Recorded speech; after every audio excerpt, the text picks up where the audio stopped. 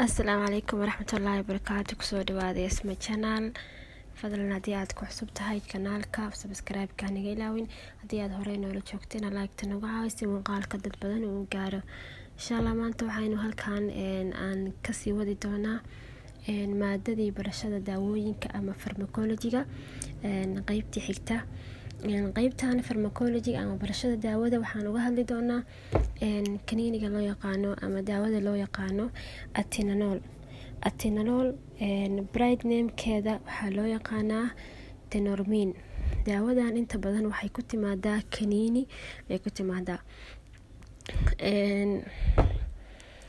indication-ka ama isticmaalka daawadan waxaa loo isticmaalaa in lagu daweeyo kacsanaanta dhiigga waxa loo yaqaano dhiig karka ama high blood pressure-ka. sidoo kale waxaa lagu daweeyaa xabad xanuunka ama waxa loo yaqaano chest pain qofka xabadka xanuunayo. daawadan saa ognahay daawooyinka waxay ku imaadaan sharoobo kaniini iyo irbad.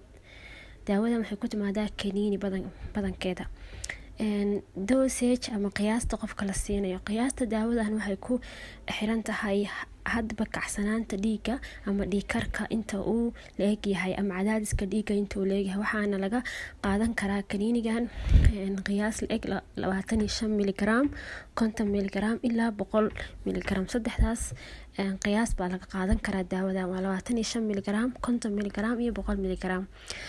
side effect ama dhibaatooyinka daawadan ay leedahay waxaa kamid ah dhibaatooyinka ka dhalan kara isticmaalka daawadan waxaa kamid ah xanuunada wadnaha ama waxa loo yaqaano heart failure markii wadnaha uu hawl gabo ama shaqadiisa joojiyo, daciifnimo ama waxa loo dhaho afka ingiriiska dizziness, neefsiga oo yaraada, waxa loo yaqaano shortness of breath qofka neefsashada oo ku yaraata. sidoo kale waxyaabaha ka dhalan kara waxaa kamid ah in shanqar hawo mareenka ah iyo garaaca wadnaha oo hoos u dhaca.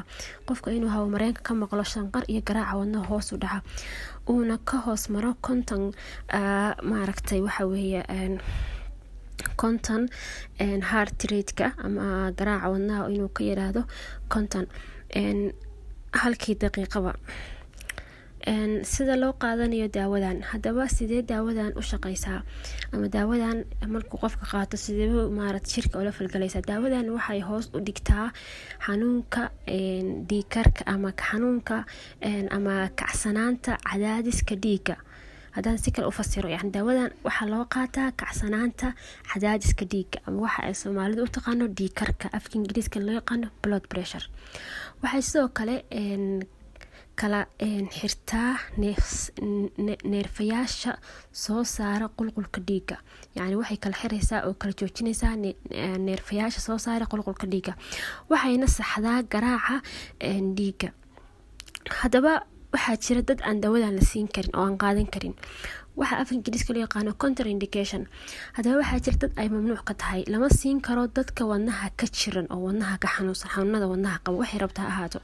sidoo kale waxaa loogu talagalay in aanan la siin hooyada uurka leh iyo qof qaba xanuunada wadnaha nooc walba ha ahaado daawada mamnuuc bay ka tahay. haddaba precautions taxadar waa in loo qaataa talooyinka dhakhtarka oo ku siinayo ee ku saabsan isticmaalka daawadan gaar ahaan markii ay tahay hooyo uur leh. daawadana loo soo qoro waa inay dib ugu laabataa oo la tashataa dhakhtarkeeda arrimaha uurka ay kala xiriirto oo u fasaxa inay daawadan qaadan karto ama uu siiyaa daawo khatarteeda ka yar tahay daawadan.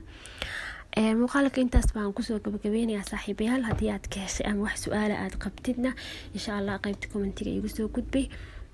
muuqaalkana sii share garee like-tana hanaga ilaawina.